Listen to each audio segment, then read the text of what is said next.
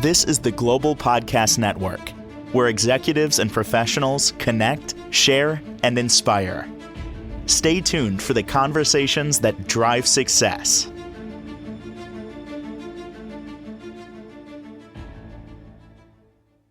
Ever since we've gotten together with her, we've learned so much about interior design, what's available, the process, how she works.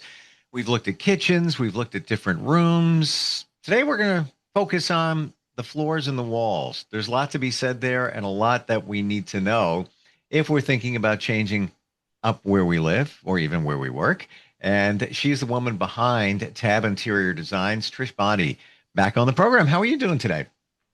I'm good. How about yourself? Real good, real good. Good. You pick. Where are we starting here? Are we going to start at the floor? You want to start at a wall? Let's start on the floors. Okay. What's trending now? What are you hearing? I mean, hardwood floors seem to be always around, but is it still big? Hardwood floors are always going to be popular. The one thing that I would highly suggest, though, is make sure that it works for the area that you live in. Here in Colorado, we are considered a desert. Same with like Arizona, and some places in California.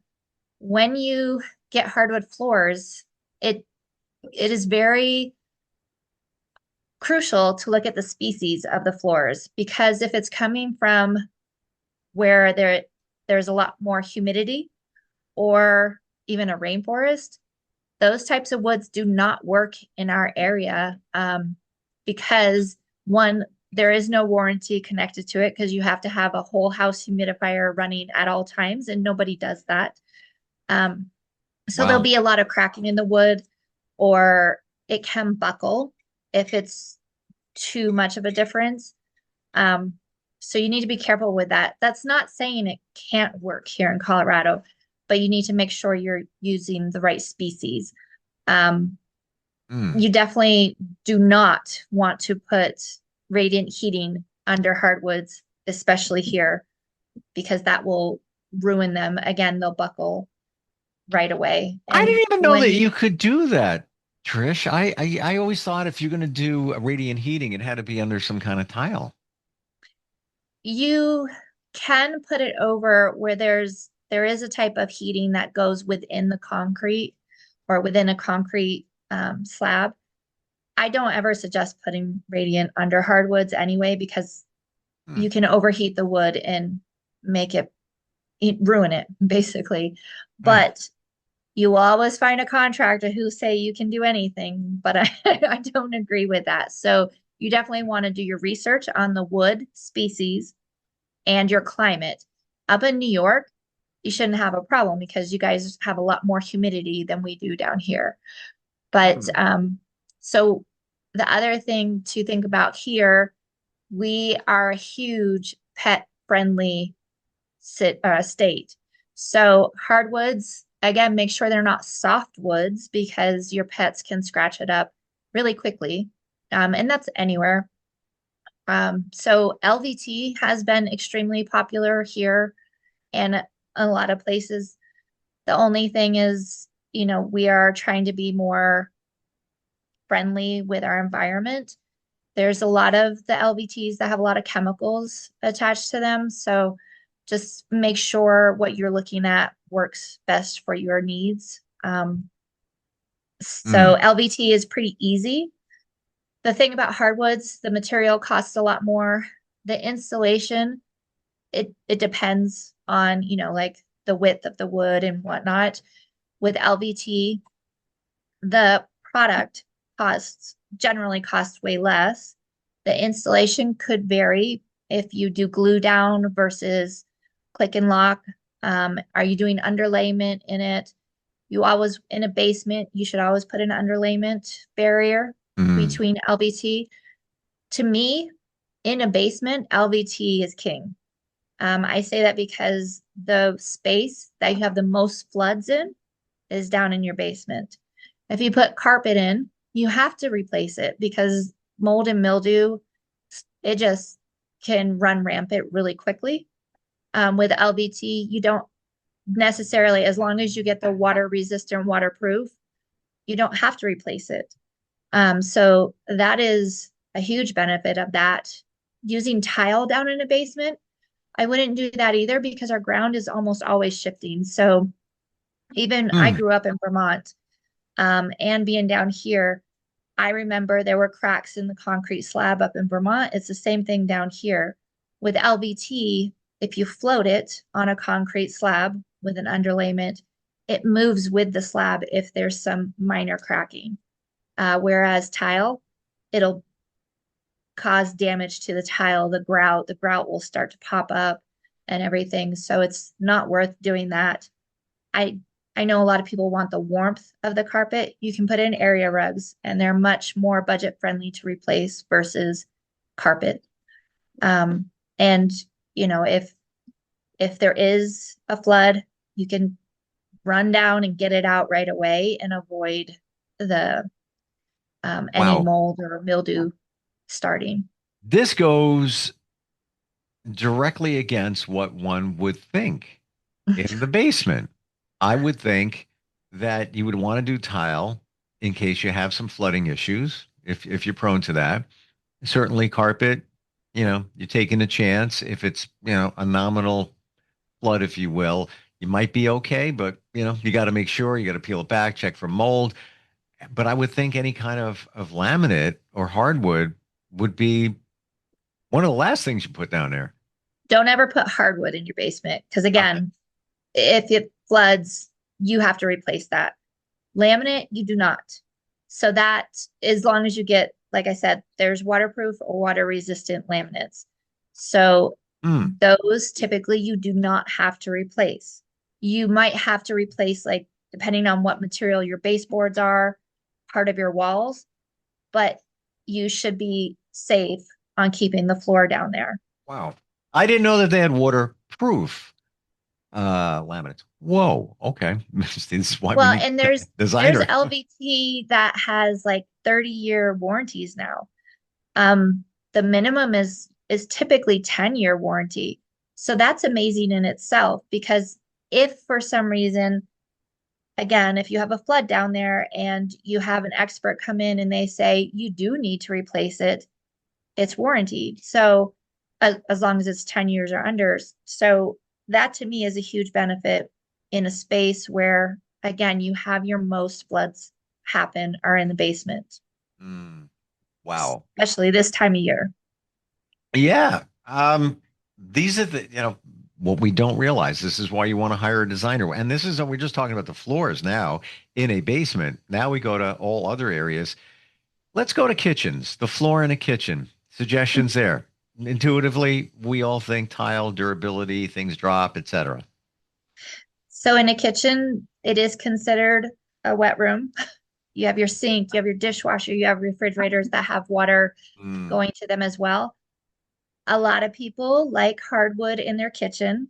With that being said, this is the second highest place to have any flooding issues.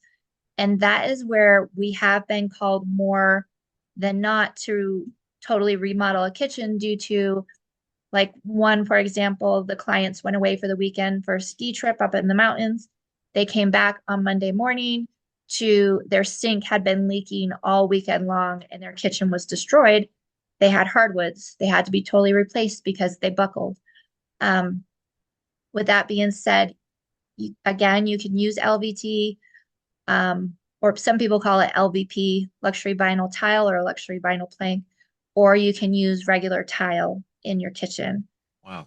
Those are my preferences just because Mm. of all of the issues I've seen with flooding. Let's go to the bedroom. Does it really matter? Is there one preferred over the other?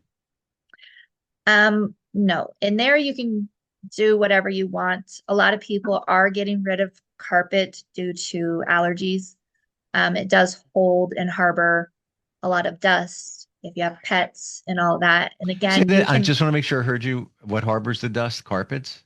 carpet. Yeah. Yeah, it harbors a lot of things. Mm. But a lot of people, they're used to having carpet in their bedrooms, and that's fine.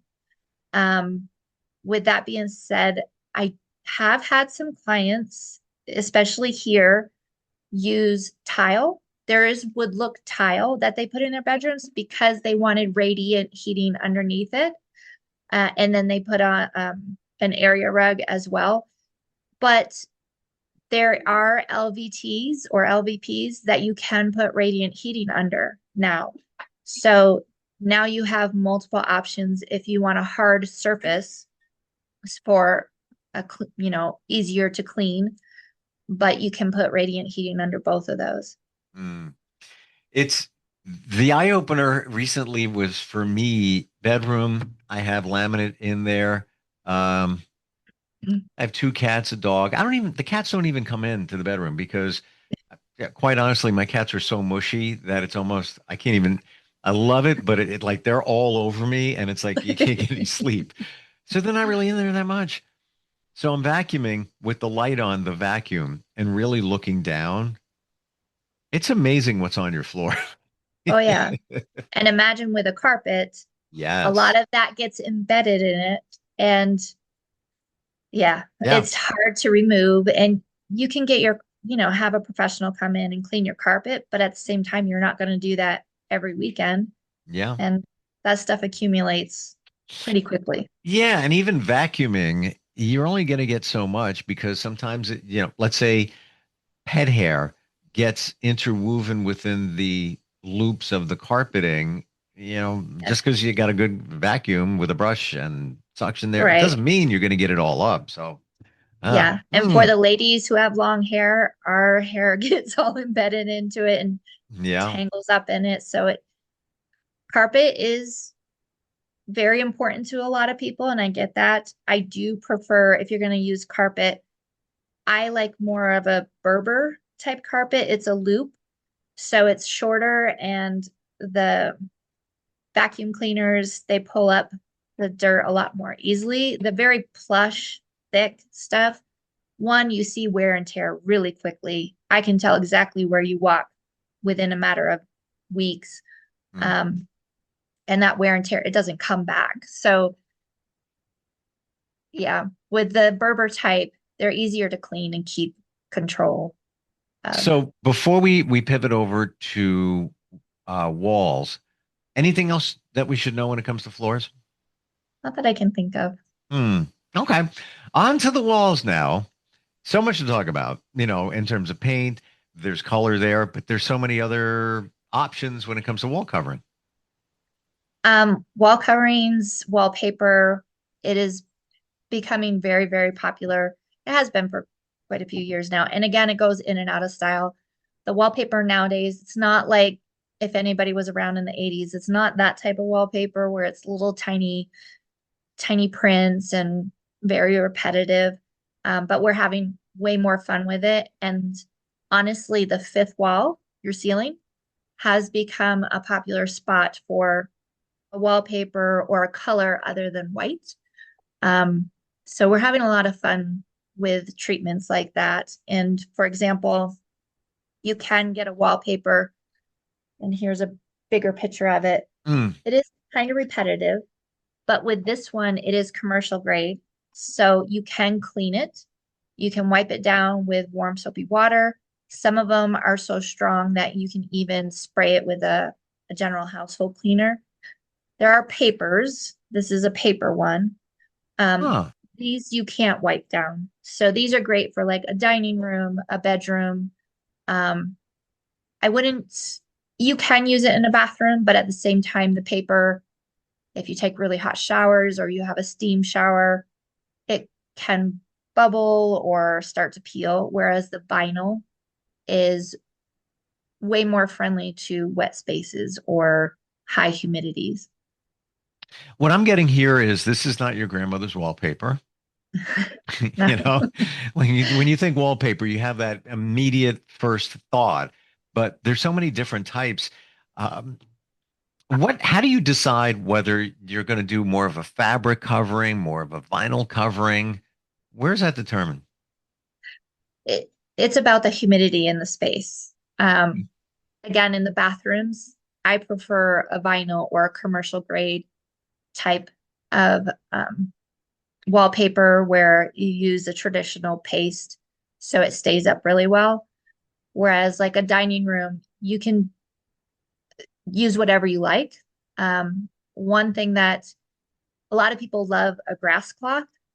Grass cloth is kind of a natural material, and it if you have never used it before, people need to understand it doesn't match up exactly.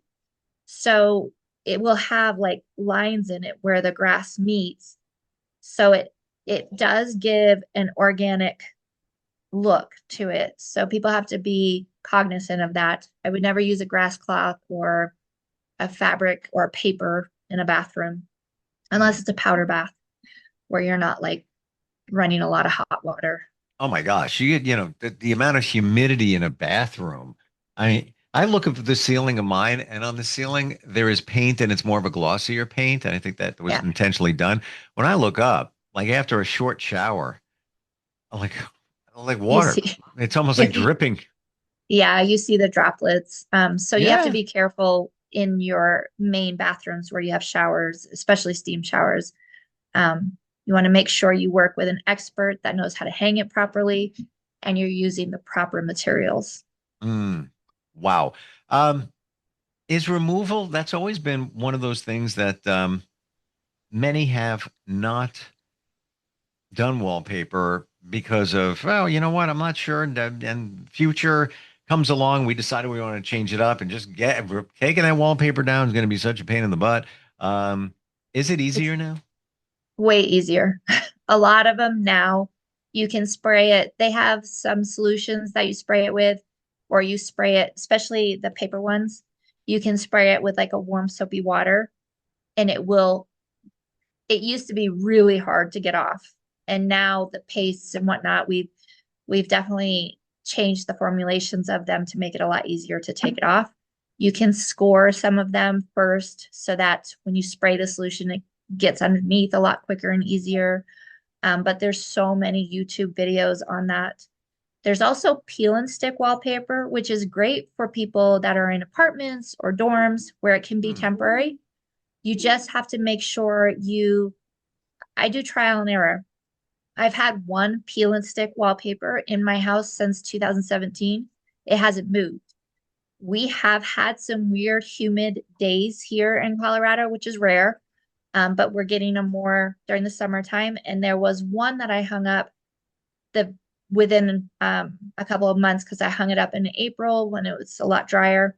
By July, we had one humid day, and I started to get bubbles underneath it, and it started to fall a little bit.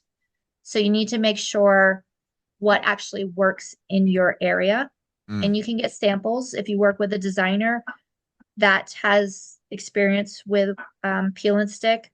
We can guide you in the right direction for the right material. Just to focus on peel and stick for just a second, Yeah. is it what it sounds like? You Yeah. peel it, you stick it up there, but you can peel it off. Yes. And I think there is a video on my Instagram where the one that I hung in 2017, it's so easy. The hard part is lining things up and making, especially if it's a big print or a mural, to make sure it matches right. But you can literally take it off, put it back on. If for some reason you do have any peeling, what I've done to help with that is you can put a small trim at the top, um, just out of extra precaution, and those can come down really easily afterwards. You just pin them, put little pin nails in it. Again, if you're in a temporary place, but even when you live in an apartment, if you plan to be there for a few years, it's still nice to make it special to you. Sure. So peel and stick wallpaper is a really great opportunity to do that. I'm not surprised, but it sounds better than ever, you know? And, think of a kid's room and some of the things that you can do in that room. Let's say it's sports related. Let's say it's cartoon character, TV show related. There's so many different things that you can do. And as you know, with kids, 3 years, they're not into it anymore. Now, what do you Right. do? You know? Right. And then students that are getting ready for college for next year, they just got their approvals. A lot of girls like to really do up their dorms, Mm, which I mm. love helping to design with those. And if they want to have even more fun in that space, some peel and stick wallpaper is great. And they can, they're going to be in their dormitory for 1 year, probably not the second year, but it can just come down and you can save the paper to reuse it, to stick it back on the paper, or you can just you take it down and you throw it out, whatever. I know that's not sustainable, but for those going away to college for their first time away from home, making that space really special for them is important too. So again, great opportunity for dorm rooms. What else can you tell us about wall coverings? Go bold or go home. It used to be where we were doing like the feature walls. That's not a huge thing now, even with paint. We're just put it on every surface. Like, why not? What's the sense of spending all the money on this stuff if you're not going to be bold with it? Especially powder bathrooms. Have fun. It's such a tiny space. It's inexpensive. If you only want to do a feature wall, like in your bedroom or something like that, that's fine. But typically we were doing feature walls, especially in a bedroom, behind you. You didn't see it. You're sleeping in your bed. The only time you see it maybe is when you walk in and out of the room. Why not bring it all the way over? Like go up the back wall, over the ceiling, down the front wall. And maybe you have like if you did this, for example, and maybe you did one of these other colors on the other two walls, like why not have a lot more fun with it instead of just one wall that you don't even look at and enjoy when you're waking up? So it's definitely going way more bold. Dining rooms, do all four walls. Do the ceiling too. Like really have some more fun Well, with you know it. what? We didn't even talk about the ceiling, so we'll include that as a wall. It's not a wall, but it's a wall up The fifth top. wall. Yeah. There's a lot going on there. Even I'm seeing lots of darker paint on the ceiling, and it looks great. Yeah, we have one project where we did a dining room. All the walls in the dining room are black, and we did a nice grass cloth up on the ceiling and kind of made it. It's not a tray ceiling, but it kind of looks like it. We did an trim detail around the edges of the wallpaper, and it's our client's favorite room. It's very dark and moody. It makes space really intimate, but when you physically walk into the space, there's the surprise and it makes you look up and, you're not just showing off a nice chandelier, but you're making a very special moment looking up at the ceiling. And yeah, we do call it the fifth wall. It's amazing once you go bold, you get out of that box you've been in. Like I remember it was 6 years ago when I came into this office space and I painted that wall orange. And there's other orange walls, and I accented with a gray. And when I first did it, I'm like, I don't know. Now I don't even know it's done because it's such a part of me now. And there's a reason it matches the logo. But I was a little intimidated to do it at first. But once you do it, it's like, give me more color. Throw it. What else can I do here? And it turns into almost a fun obsession. Yeah. Yeah. It's a time where let's just be more lighthearted and more fun with our spaces. If you're going to live there for a longer period of time, if it's a temporary space, like I said, peel and stick wallpaper is fun. Paint, you can cover it up again. Yeah. These are things that are temporary, in my opinion. Flooring, not so much, but wallpaper and paint, why not have some fun with your space? This is why you hire a designer, because everything learned today, 3/4 of it I was unaware of. And I like to think my finger's a little on the pulse of things, but a lot of what you said, even in the floor coverings, didn't even consider. What's the best way to find you, Trish? Go on Google and search Tab Interior Designs. You'll find our website, our Instagram, Facebook, all the things, our phone number. Please give us a call if you have any questions. Always great talking with you. I really, really appreciate all your insight coming from experience, and looking forward next time we talk. All right. Thank you for Really having cool. me. Thank you. We'll be right back. This is the Global Podcast Network, where executives and professionals connect, share, and inspire. Stay tuned for the conversations that drive success.